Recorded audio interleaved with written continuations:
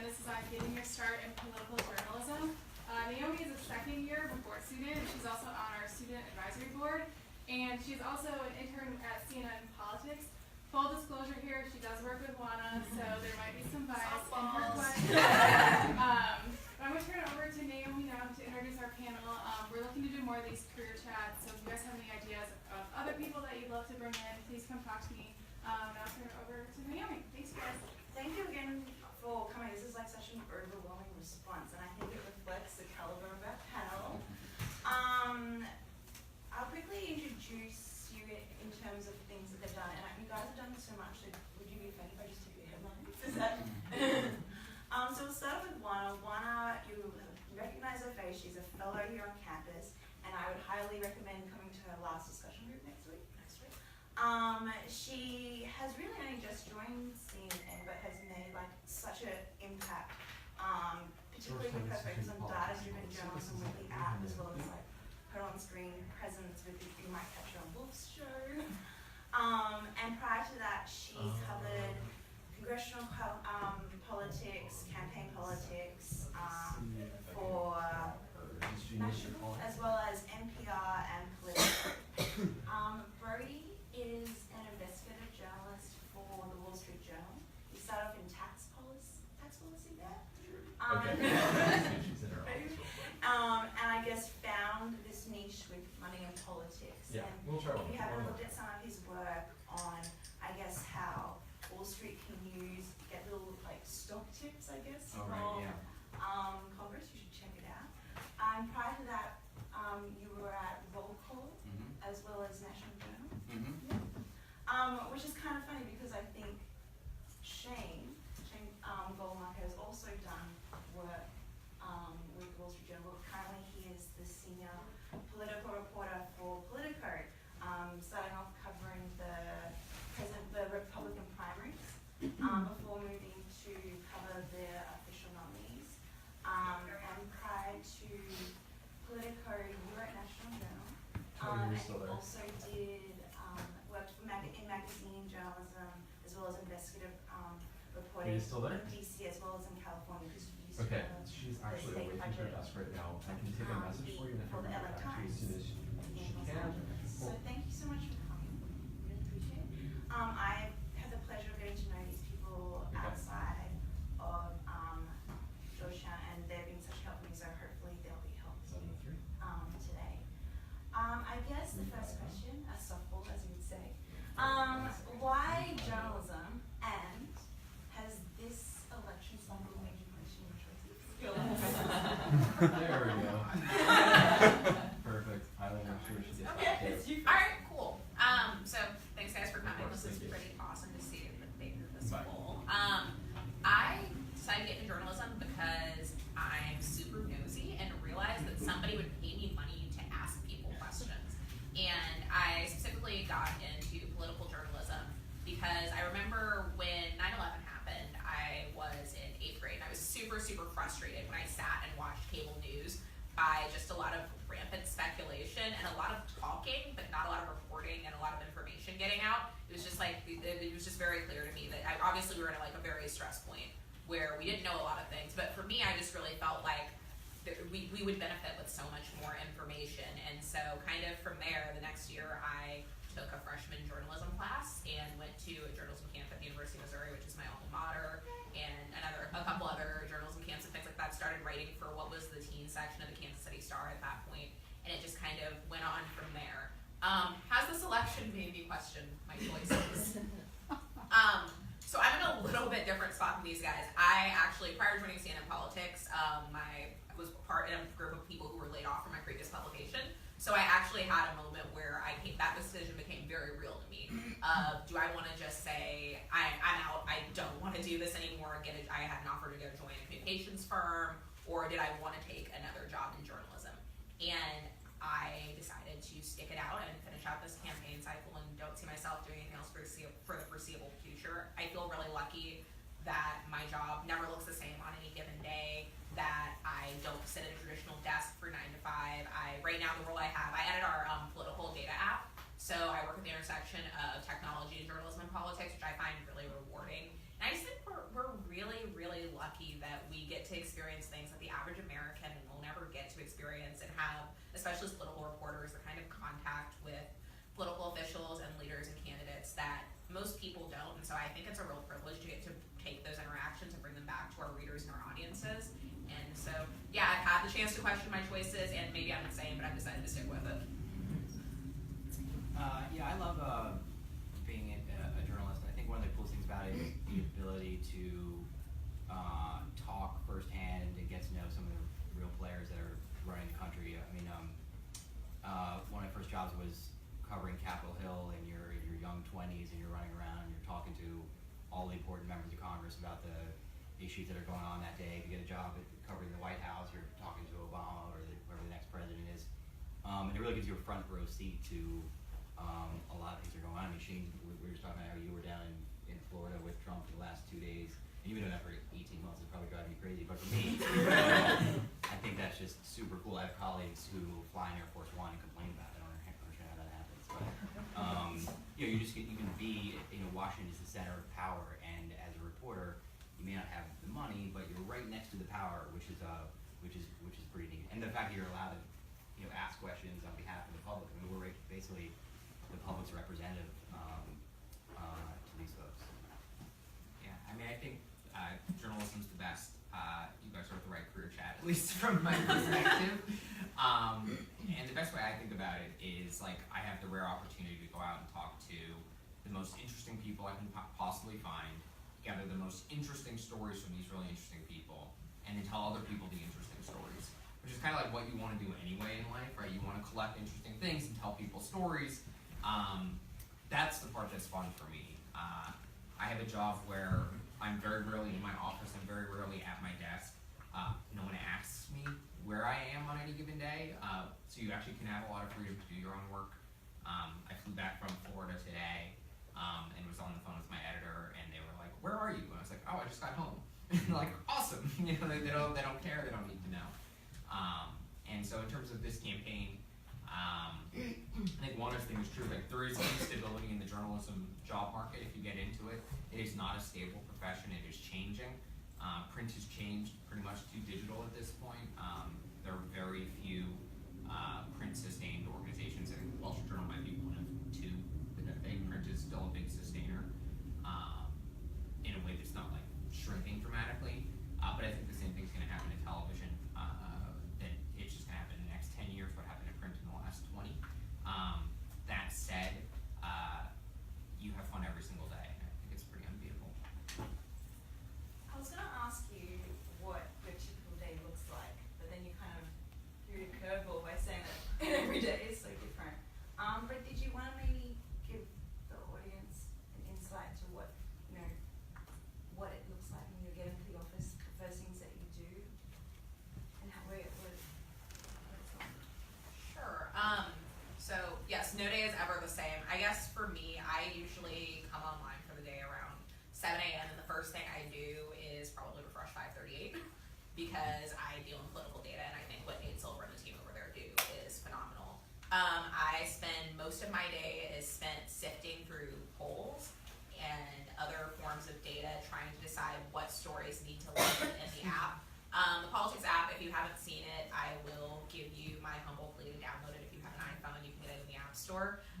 It's edition focused, so we do multiple editions every day that look at, that try to answer the central question of who's winning the race and why every single day. And so I am kind of a team of one who decides what those editions are going to be, who writes all the text that goes into those editions, who does all the data visualizations that go into that, does all the alerts for it, gets it edited, and gets it out the door 2 to 3 times every weekday and once a day on weekends. So a lot of just kind of sifting through numbers and trying to figure out, because numbers aren't sexy to a lot of people. I mean, I think there's a lot of hype around like what Nate does and like what HuffPulse or Real Clear Politics Average does, but trying to figure out a way to tell the story of this really fascinating race through data in a way that both captivates people who have been in Washington for decades and people who are just casual viewers of CNN who are downloading the thing and find really curious. So a lot of spreadsheets, a lot of number sifting. It's a lot of fun, and I occasionally pop up on TV or go on reporting trips too in between all of that work.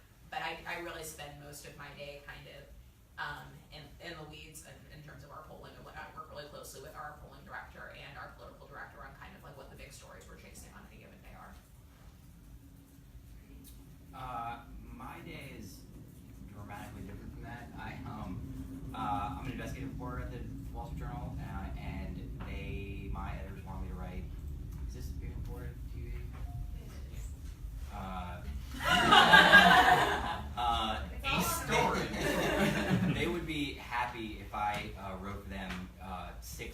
really fantastic stories a year. So I try to do more than that, because the journalism newspaper business isn't that great, so you don't want your name not in the paper for a couple of months because people may wonder why they're paying you. But the point is that I am also out of my office, but mainly meeting people over coffee or lunch, just trying to find small pieces of information or anecdotes for much broader stories that I'm working on. So I have a story I'm working on now that may come out this year or may come out next year, that is probably a 5,000 word story, maybe longer than that. I started working on it 2 or 3 months ago, where I can spend a day or two trying to confirm a sentence or one piece of information. So that's kind of the opposite. I mean, I'm like, it's not that it's a slower pace, but it's that I'm not being published as often. Yeah. You're gonna do a mix. And I do kind of maybe in between both. So at times at Politico, I pull back and have an opportunity to do magazine length stuff, like around the Republican convention, drop like a 5,000 word story. I'm helping put together a big story about like what happened inside Donald Trump's campaign in the last few months that we publish on election night. Politico kind of does these at like most of the sort of big moments, like the end of Ted Cruz's campaign. We had a story that night. We'll have one on Clinton. We'll have one on Trump. But to like give you a sense for like this week, so I spent 2 days on the road with Trump, and did sort of just spot news, what it was like. He is a happier person this week than he was last week. Yes. It is noticeable. There was a great moment last night at his 3rd or 4 rallies in Pensacola where he was giving himself advice, or at least speaking out loud the advice that I think was presumably whispered to him on the plane ride there from Jared Kushner, who's his son-in-law, and Steve Bannon, who's his campaign CEO. And you can look up the exact quote, but he just said like, "Nice and calm, Donald. No sidetracks, Donald. Don't get in trouble, Donald." And he's saying this to probably like 6,000 people, and they love it. They're cheering it. Anyway, so that's like, so I did some spot news off that. I did a story on like a more investigative thing, but it was a quicker version of it on how campaigns are hiding what their spending is. So if I buy a coffee and I work for Donald Trump, I have to report the coffee if I'm getting reimbursed. It's like $5.15. But if I hire a consulting firm, if I hire Brody Consulting Inc., he can buy all of you coffee and never has to report any of it.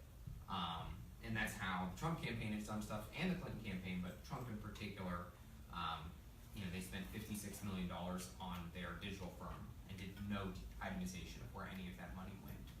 And so it's looking at how lots of candidates are hiding how they're spending their money, which ultimately is a problem for investigative reporters like Brody. You're going to go back and find what they're doing illegally. If you hide all of it, it makes it much harder. And then one other quick one was like the fact that they go home almost every night, which is highly unusual. Both Clinton and Trump redirect their planes to go back so they sleep in their own bed, which was sort of like a fun story that they really call it Who's Covered Clinton more, and it's just really unusual. Typically candidates stay in the battleground, but every single night. Yesterday, Trump went from Miami to Orlando to Pensacola, and he had an event this morning in Jacksonville. So like normal people would fly from Pensacola to Jacksonville, but he flew back to Miami because it owns a hotel there that he gets a very nice spread in, and then flew back to Jacksonville this morning. So that's just a quick sampling of the kind of stuff you're up to.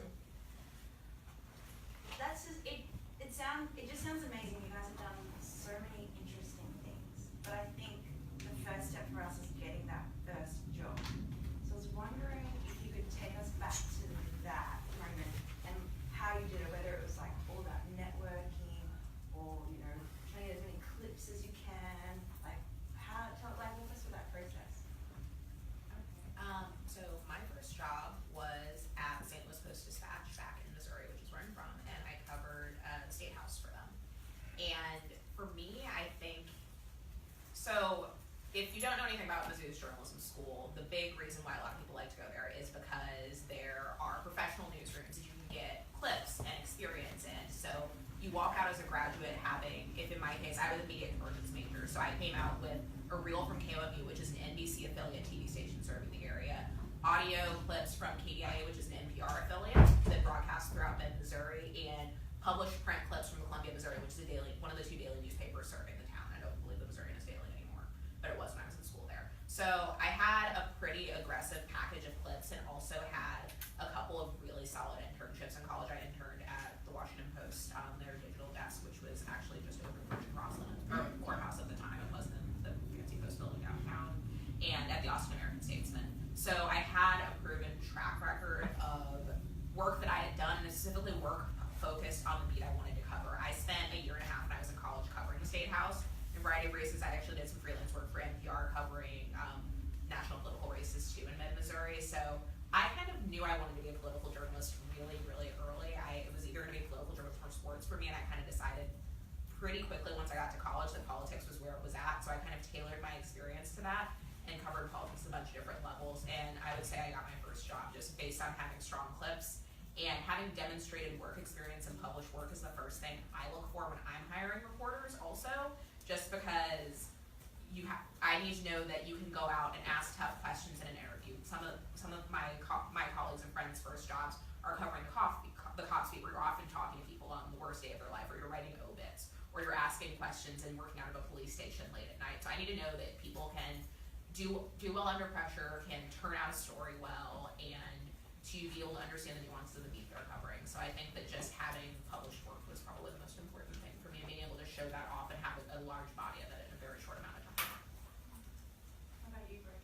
I think Washington's a great place, an easy place to get a start in journalism, and that's because there are so many government agencies that are based here that have trade publications following and reporting on every little regulation that they put out or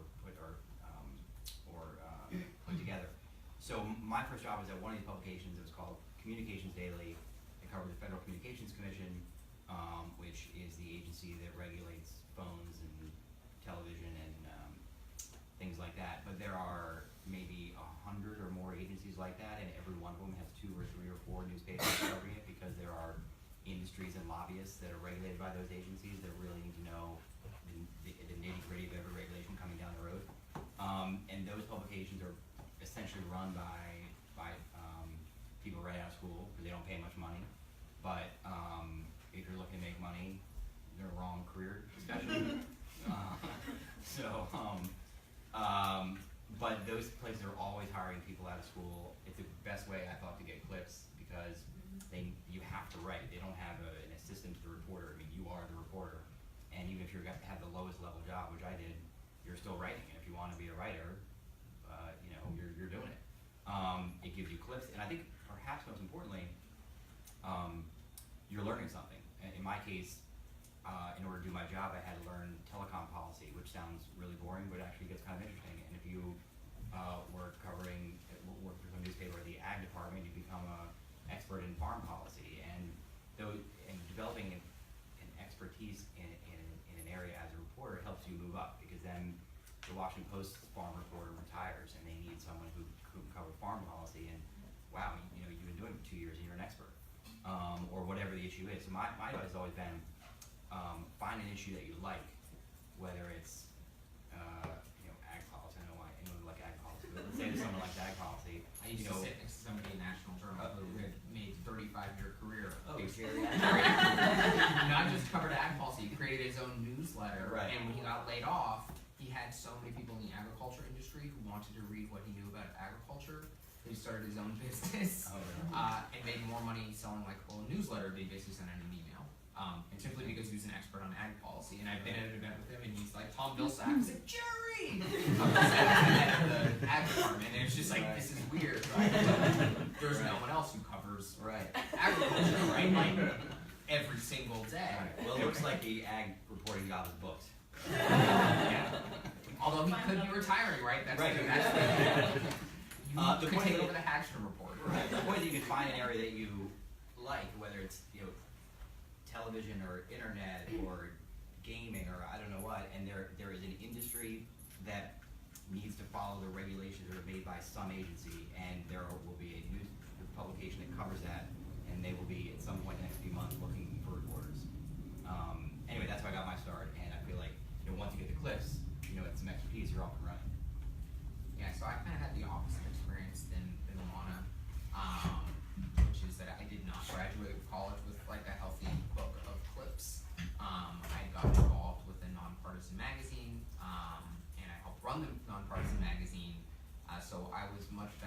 conceptualizing what a good story was than having actually written them. And so when I graduated, I didn't have a job, but I had 8 weeks of free housing in Sacramento, the state capital in California. And so I did an unpaid internship for the Alt Weekly, where my first published story was about a 80-year-old man who has a pet pigeon. As a Q&A, and I made $50. But like I got a few clips over the summer working for the Alt Weekly, and through connections through a professor I knew, at Berkeley, they connected me to somebody else who had a newsletter. I freelanced for their newsletter, 2 stories for their newsletter, and it turns out that guy's father owned the Malibu Times. He wanted to start a new paper in Sacramento, and so they hired me, despite the fact that I had very little clips, but I'd done stuff for his newsletter. And I'll just, as a pitch, I think DC is a fantastic place to get a start doing journalism. I also think it's potentially the worst place to get a start, because there's a lot of like bright, shiny objects luring you to write hot takes on something that just happened today. Those get attention, they get clicks, they get all these other things, but I don't think that ultimately helps you get ahead for the most part. If you bring information to a story that would not otherwise be known if you didn't write that story is how you will get ahead. Break news first, write something otherwise people wouldn't write. You're going to do that if you're covering the ag department, you're going to do that if you're covering the cops beat, you're going to work that if you're doing a state capitol. In DC, where you could sit and watch me say Kellyanne Conway something on television this morning and you could write 200 words about it, you're not going to be doing that. And that's, I think, the risk with DC, even jobs that seem great right away. That said, don't say no to those jobs necessarily, but like have the goal of trying to write original content, whatever you're doing, wherever you're doing it, whether or not the people who are your editors say they want that or they ultimately do want that. I'm conscious of the time and I want to leave as much space as possible for questions, but I will ask one more round of the panel. What is the best advice you've either received or that you would give to somebody aspiring to be a political journalist? Put you on the spot. I guess this one kind of falls in both baskets. I would just say stay humble and stay hungry. I think the biggest thing that, and Shane kind of touched on this, I think that it's easy to get caught into the bright, shiny lights of being in a place like DC where you can literally go to the Capitol and ask a member of Congress a question and have that open access. But I've seen a lot of people come through DC, and I've been here since 2010, not as long as these guys, but I've seen a lot of people come through here and forget why they came here and why they got into the business to begin with. It's really cool to see, I mean, I do TV on a daily basis, it's really cool to see your face on TV. I think it's even cooler to write a story that makes a difference or has a big impact. And I think for me, just like, it's so important for me to just stay grounded and remember why I got into this to begin with, or else it's just really easy to just kind of do the easy, quick, grabby headline story, but not actually do journalism that I'm proud of. I don't know if this is exactly advice or not, but I think an advantage that you guys have over some of us, or certainly over me, is that the way journalism has changed, it's gotten a lot more social media and online stuff that old people like me don't like doing and like staying away from. And a lot of people who run newspapers are the older folks, and they don't know how to do it, and they think they know how to do it, but they don't, and they're looking for people like you who can teach them. That's a skill and advantage. You guys probably think it's not a skill, but it is, because we don't know how to do it forever. You guys do. I don't have to do it. And that and also working with databases. A big change in journalism since I've been around is that it used to be that information was hidden and you had to go dig for things, and now information is everywhere. Stories and data are hiding in plain sight now, but there's just so much data. In fact, I was going through a campaign finance report today for who's the woman running against AI in Maggie Hassan. Her last fundraising report, which covers 1 month, was 10,000 pages long. You can't look at that. I can't look at that and figure out what the heck it says. You need to be able to put that stuff into a database and analyze it, and that's something that you guys can learn how to do easily, and the old folks like us have lost. But a huge advantage. I don't know if this applies to like getting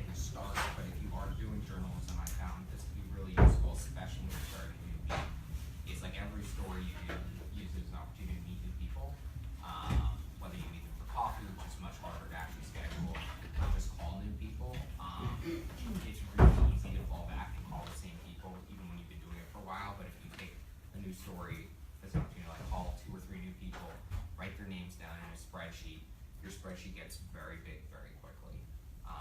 And I think that it also prevents that, that keeps you staying hungry, because every additional phone call, every additional conversation you have, you're more likely to find out something more interesting and a new idea that you hadn't thought about, that will help your next story. And it happened today at the Road Run Tomorrow. I talked to Peter Hart, who's a Democratic pollster, and he told me something that I just thought was totally fascinating, and it's going to be the basis of like another story down the road that I wasn't even looking for, but he was just talking to me and I learned something new. That's really nice. Does anybody have any questions? What's the worst mistake you made as a journalist? And what did you learn from it? I made lots of mistakes, so let's just start. I made a terrible mistake. What was it? Obama was elected. So, you're going to make, it's great for us to like have our names out there, write stories, and be online, but the problem is that you're always going to make a mistake somewhere, and it's very easy to figure out who made the mistake because your name's right there. And so, mistakes and corrections are sort of things that you're like seared in your memory. Anyway, I had this one in 2008 when Obama was elected that, this story's so complicated. There was some scam organization that said it was selling tickets to the inauguration fund for $50,000. You got like a dinner with these people and a dinner with those people. And I got pretty close to writing a story about the whole thing. It turned out the whole thing was a scam. The scam was on me, essentially. But I sold my editors on it. It was a great story. We were all getting ready to run when I sort of found out that it was not true at all. It was pretty embarrassing. Corrections happen, and I actually think like journalism organizations in general aren't good enough at marking our corrections. We make mistakes, we're human, we should highlight them. They are often sort of like shuffled under and not paid close attention to. So like I've definitely made things, I've gotten things that are wrong, but there's nothing that like stands out as like painful. I think more of I've like messed up relationships with people who are sources by not giving them sufficient time to, when I was younger, to comment because of that fear of confronting people.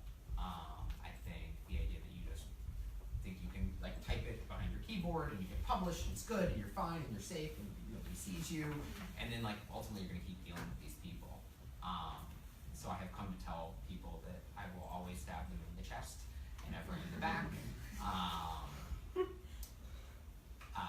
But I definitely did, some of that like long distance sniping earlier on that I think, needlessly made relationships. Because like people who are political professionals understand that you're going to write negative stories about them. They understand that it's gonna come, it's gonna happen if you're good at your job. But it's when you're doing any kind of an underhanded way. I don't mean underhanded like you did it wrong, I just mean like you weren't forthright, you didn't give them enough time, you didn't let them respond, then it can be a mistake. I think the biggest thing is probably just being either too proud or too insecure to admit what I didn't know was the biggest thing that tripped me up when I first started out. I remember back when I was working at POLITICO, actually, I started out, I was about as junior as you can get on the national political reporting desk, to the point where I started out the 2012 cycle covering John Bolton and Herman Cain. So if that gives you an idea of just how low on the totem pole I was there. But I ended up getting to cover Herman Cain for the sexual harassment scandal in the rest of his campaign, which was actually ended up pretty cool. But I remember writing a story about the Cain campaign, and I just didn't have the good sense to ask questions about campaign finance law, which is immensely complicated and just something I didn't know about the different types of committees. And I think I had a story with the wrong headline of what type of committee the candidate was launching, because I was either too embarrassed or just thought that I could figure it out myself, because I read a lot of stuff on the internet and worked really hard and had been covering this guy. And just I regret letting my pride get in the way, and just I after that and getting a pretty humiliating correction, I definitely started asking around in the newsroom a lot more, even though sometimes people in the newsroom could be less inclined to help a young reporter who's trying to figure out about a candidate that no one said would ever go anywhere anyway. Sure.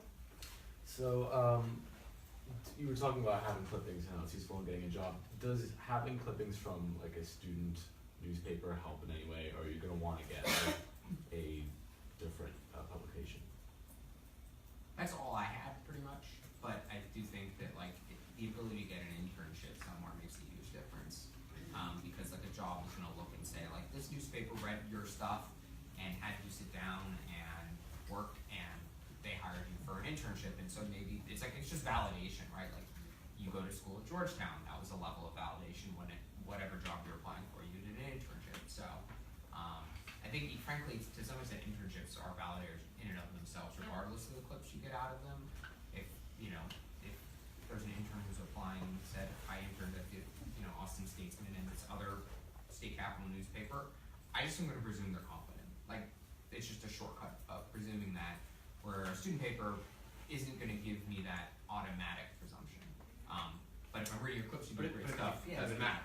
Yeah, if it's a clip, I've never hired anyone, but I would think that, it would be better to have a clip in a professional newspaper, but if it's still in the Hoya, it's still, you wrote it. I mean, when people are hiring you, you don't write your grades or your SATs or where you went to school. It's just sort of, you read the clips, right? And the person with the best clips should, get the job.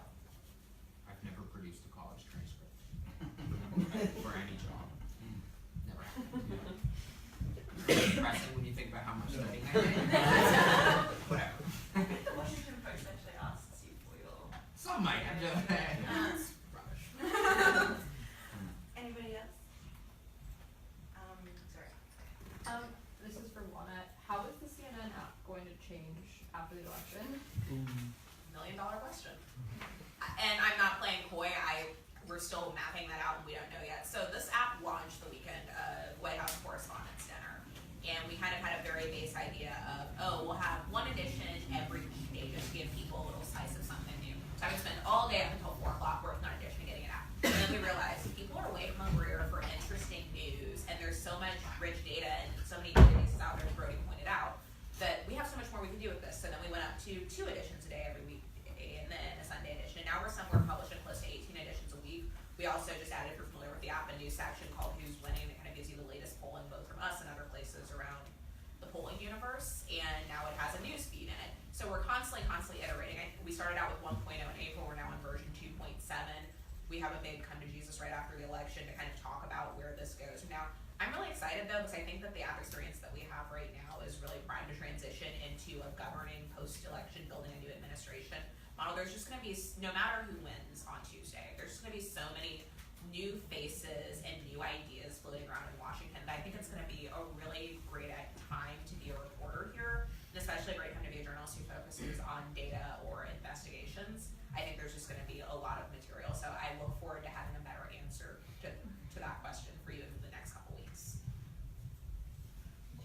I just wanted to ask, could you please distinguish political journalism with maritime journalism?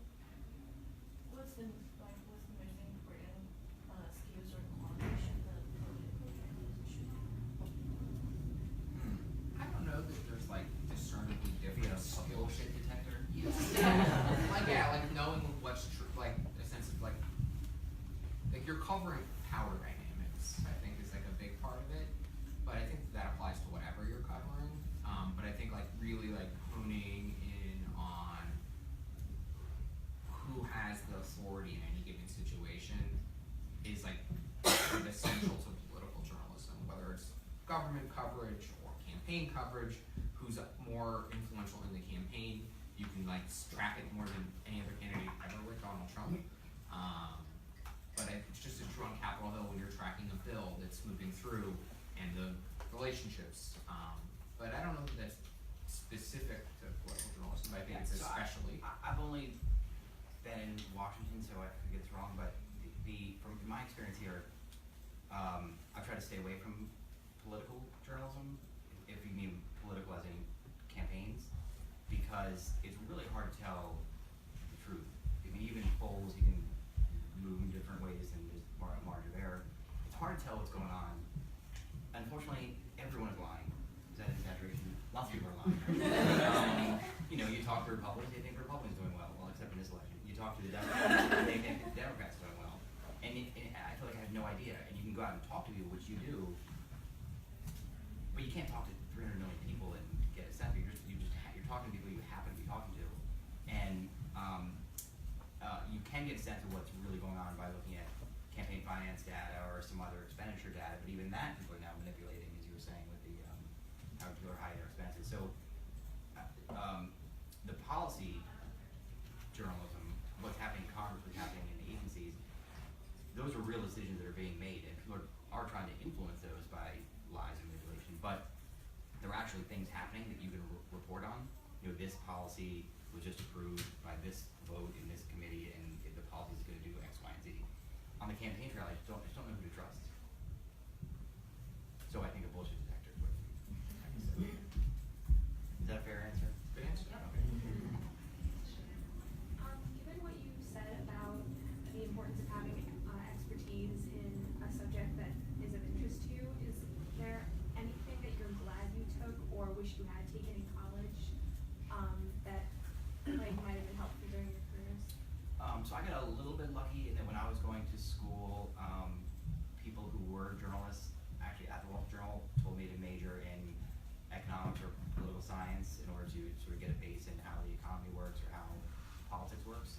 So that's what I did, and that kind of gave me that background. But under the same idea, you know, if you want to be a science writer, what's preventing you from being a biology major or a chemistry major or going to pre-med or something like that? So when you come out covering the industry, you kind of know what you're talking about. And I think journalism schools now push people. They require people to take lots of courses right outside of journalism. When I was in school, just journalism classes. So yeah, is that true that they've changed? Yeah, I think a lot of the models have shifted in that direction. I mean, speaking from my experience, the J school that I graduated from was not as much focused on getting people out into those other areas when I graduated, but I spent a lot of time on my campus like mentoring younger students. They've started really pushing you to have an emphasis area outside of journalism, because I think they realize that you can get those skills in other places, but like the specialties are really valued.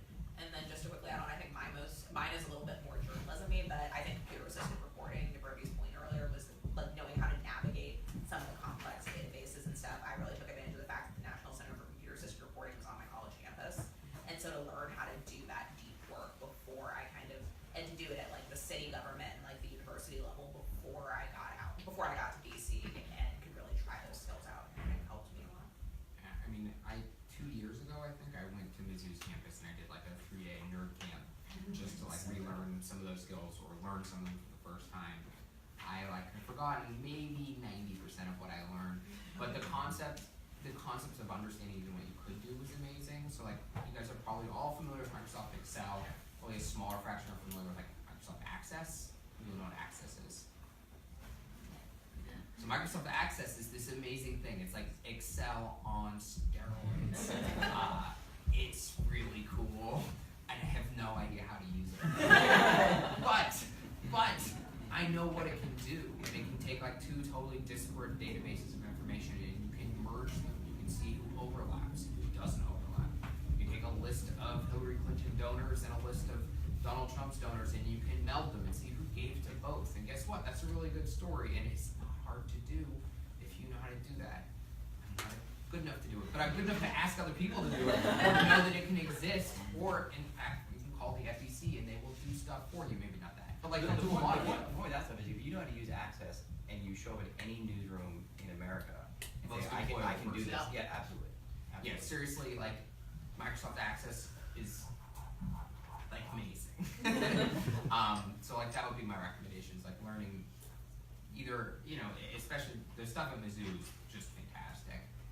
And they probably have student. Yeah, as a student, it's actually a fairly moderately priced program. They have 3-day, and I don't want to overly promote my alma mater, but they do have 3-day and 5-day programs. So if it's something you're super interested in and that's within your means, they have some travel stipends too, and I know they have stipends for students, for professionals of color. So there are lots of ways to get into that kind of thing. And a lot of these tools, though, also there's great resources online for how to get into those works. I think newsrooms are starting to realize that this is a valuable tool. The Poynter Institute has a lot of free tools that you can use as well. And if you're competent at Excel, Access isn't impossible. It's just rising up. I'm writing all this down. Sure.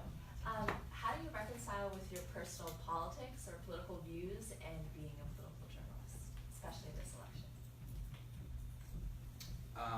That's a tough one. I think a personality flaw that some reporters have is not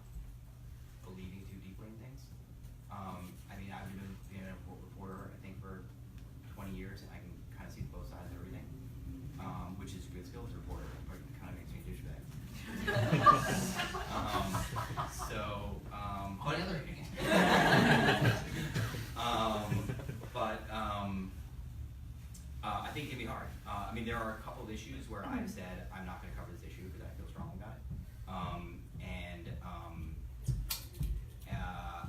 I think most reporters certainly think that they are unbiased. But the fact is that most reporters, certainly for big publications, grew up on the East Coast in a city, went to a good liberal arts school, and had probably parents who are left of center. And that's just the reporting class. So when reporters think that something is fair and down the middle, we're already starting off in the left. I'm answering a different question now. I think there's a lot of biases too. I think also you're trying to write a good story. Most times you're trying to write a good story. like especially when you're like in the middle of it, like your bias is like, oh my god, I have news and this is amazing, and like it's like an addictive adrenaline drug and you are just so into it and like nothing else matters. But I do think that, like there are bigger biases, and I think like one that people overlook I think is like religion or religiosity. I think on average newsrooms are far less religious places than the country. We don't have guns. That's a big understatement.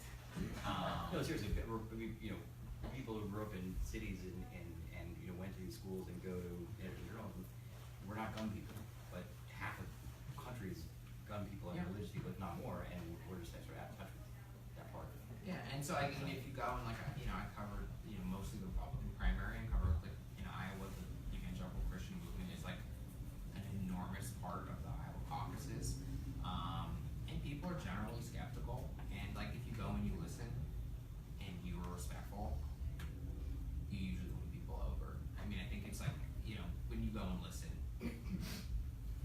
people want to have their voices heard, and so if you're willing to listen to them, and when you write something, they feel like what they said was reflected. I think for the most part, that bias issue kind of fades away. Once you have any relationship with people, it fades away pretty quickly.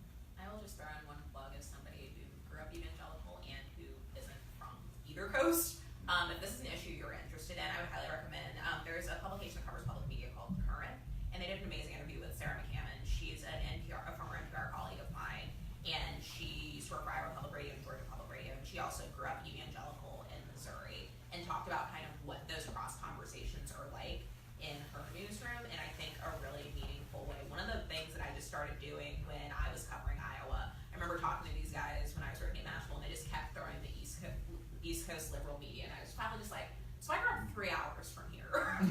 Like, my family, significant chunks of my family are conservative Christians who will vote Republican in this election. So I get where you're coming from and what that means to you, but not every report. I would agree with like the by and large, we're not gun owners, not going to be evangelical or significantly religious, but it's just sometimes letting people know why you're talking to them and where you're coming from, I think goes a long way to earning that trust when you're out there on the road, especially when you're covering a community that doesn't necessarily resemble the one that you came from. I don't think any of you have backgrounds in wires, but maybe you do. But do you have thoughts about wires as places to get training for young people? And also, do you have any thoughts about moving from sort of one beat, possibly sort of very different beats, into political journalism? I was covering economics in the Middle East for a while, so I'm trying to now think about political journalism. I'm wondering if you have thoughts about kind of how to go about that. Everywhere's a little bit more like a wire than it was. I mean, the internet has made, we kind of have, when I worked at National Journal, we actually had a team we called the Wire team, who wrote things quickly that happened on the internet. Politico has the same thing. So like, it exists everywhere, so I think some of the skills that they train you, which is like see news, write news, do it really quickly, are like great skills. I think you can get them other places too. So it's not pro or con. I think it's melded. On your second question, I think there's a couple of different biases. I can tell you what I think. I would think that if you've covered something well, then you have the skills to be a reporter, and I don't really care that I want to hire you to cover something else. That if you're a good athlete, we can teach you the position, and you're going to learn the issues quickly. You have to, because you're writing about it every day, you're talking to people every day. So I wouldn't worry too much about that. At the same, on the flip side, I'm sure there's, that's why both opinions on this end. I can see people saying, well, we're just hiring an economics reporter, and you know, if you didn't do economics, then we're not going to look at you. But I'd be more inclined to hire someone who you're the best athlete. So you guys talked in the beginning that like it was like really cool to be doing some of the things you're doing, like going on Air Force One or something like that. But you also mentioned that like politicians are always BSing and that kind of thing. So like, how do you balance out this sort of awe you have of the people you're talking to, with the fact that like your jobs kind of like in theory go against each other? It's probably the best question for you guys, right? I mean, you're on the front lines of that. Yeah, I mean, I think you can. I just think it's the coolest job, and I have fun doing it. But I don't. You know, there's a natural tension with the people you cover, right? Like, if you are doing a good job, you are writing things they don't like, especially in a political campaign. A political campaign has like a communications apparatus that exists to get out their message. And like, if I'm writing their message, I'm writing a really boring story. And so there's a lot of butting up against them, but less about sort of like the experience. I mean, the one flip side is like if you're covering a campaign as a primary, and this is like a weird dynamic, is like if you're embedded with the Cruz campaign or the Kasich campaign as a television reporter or as a print reporter, your fate relies on the success of the candidates you're covering. It's a twisted world, right? Like the moment that Ted Cruz dropped out, all the Ted Cruz television embeds didn't have jobs. Now they didn't lose their jobs, they lost their beat, their assignment, their expertise. You know, I've heard a joke among the television Trump embeds who were assigned to Trump from the very beginning, but like if you were assigned to Donald Trump in June of 2015, you probably weren't the #1 pick of the respective networks, right? This is their joke, that they're kind of the runts, and like some of them are pretty darn talented, but there's a weird symbiotic relationship in some political campaigns where if you're covering the winning candidate, like, it's better for you over the long haul. Yeah, when I worked in Politico, I was assigned to every candidate who was never going to win. So I'm very familiar with that joke. I think for me though, back to your original question, I think it's more awe of the experience and the opportunity than of the people that we cover. I know for me, I think Shane said this earlier, like we get to be kind of the go-between between people who never have the level of access that we have and these candidates, and like kind of, I know it's very Schoolhouse Rock sounding, but like I think our responsibility is to like speak truth to power and to hold politicians accountable and to question them aggressively, and I think that most of us do that every single day, and I think you can do that while still thinking that it's a privilege to do the job that you do. But it is really hard though, because I covered Congress for a long time, and there's a locker room mentality that you're talking to, you know, a Republican in the House, and they become a good source of yours, and you kind of don't want to upset them. You know, I'm a big Washington Nationals fan, and the Washington Nationals are covered by the Washington Post, and they have their 2 reporters in the locker room, and there's 20 players and some coaches. I mean, that's where they get their information, and they never tell me, the reader, what the hell is really going on. They don't want to piss people off, and I think that happens a lot in Congress, because covering Congress, because you kind of, there is a worry about losing your assets. It's much worse covering the White House. Does anyone cover the White House? Much worse covering the White House, because the information is coming from one person, the president's spokesperson, and it's hard to get information around that person. So you're sort of pushed or required or pressured or expected to report just what the president is saying, even though the story could be much different. But it's hard to get around, and if you don't do that, then next time the White House has a one-on-one interview with Obama, oh, you're not on the list. You know, it's not an Obama thing, it's not a partisan, it's sort of how the game is played. Well, So I think it's a really good question. In the Senate, like the Senate has weekly lunches. If you ever cover Capitol Hill, this will be a big part of your thing. You stand in the hallway outside of lunch and grab them on the way in and on the way out. And there are always reporters who like know what happened inside the lunch, right? They know what happened inside the lunch. There's a couple of senators who will tell them, right? Like you are less likely to burn the senator who's telling you what happens at lunch every week. That's just a reality. And there are people in Congress who use that to their advantage and have relationships with reporters where their names aren't appearing, but they're providing information. And I mean, that's sort of the underbelly of the process. But when you see why people are information coming out of private rooms, there's usually motivations. There may not be motivations in that moment, but there's definitely a long-term motivation, if not an immediate one. Do you guys mind if I exercise moderators for giving us the last question since we're about to finish? But I think think it'd be malpractice not to ask these minds in the room to reflect on this race and what they think is going to happen on November 9th. It has been a fascinating year to be a reporter. Every time I try to predict what's going to happen, whether it be throughout the course of the Republican primary or even until right now, I'm absolutely wrong. So I've mostly stopped trying to make predictions. But I can tell you that, like, the biggest thing that I'm looking to right now is the state I'm most interested in is North Carolina. I think there's some really fascinating trends around early voting, who's turning out and who isn't. I think that if Hillary Clinton wins North Carolina, it is almost impossible for Donald Trump to get to 270 electoral votes he needs to be president.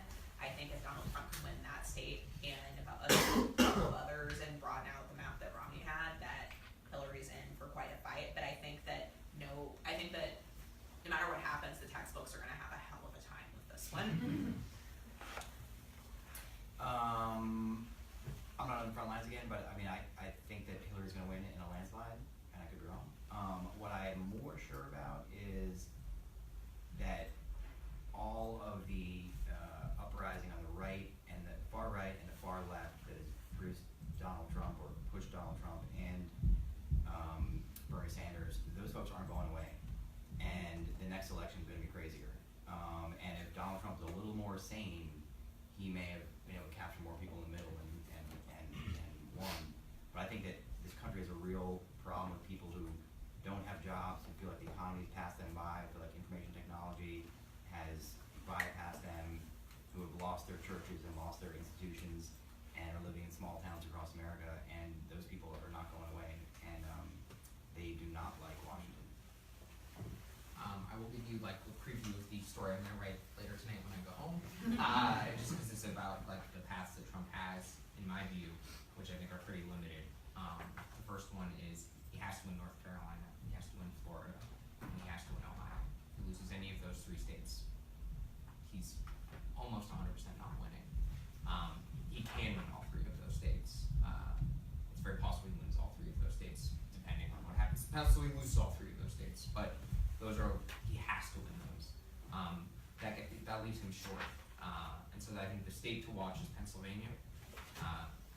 If he wins Pennsylvania in those three states, he gets there.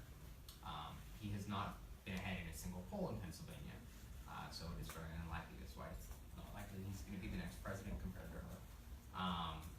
And if he doesn't win Pennsylvania, he basically has to draw an inside straight. He has to win in Iowa, New Hampshire, Nevada, and the single electoral vote in Maine to get to exactly 270. So if he doesn't win Pennsylvania, he has to win 4 of those states. And if he doesn't win all 4 of those states, he has to pick off a state that he hasn't competed in all cycle. So that is, the places I'm looking is, I'll be support New Hampshire is the hardest for him as well. So New Hampshire and Pennsylvania, if you see those called early in the night for Clinton, even if all those other states are outstanding, his path pretty much disappears. Well, thank you so much for your time. I know that I've already taken a few notes and the things, little tidbits that you've shed light on, but can you guys join me in thanking our panel?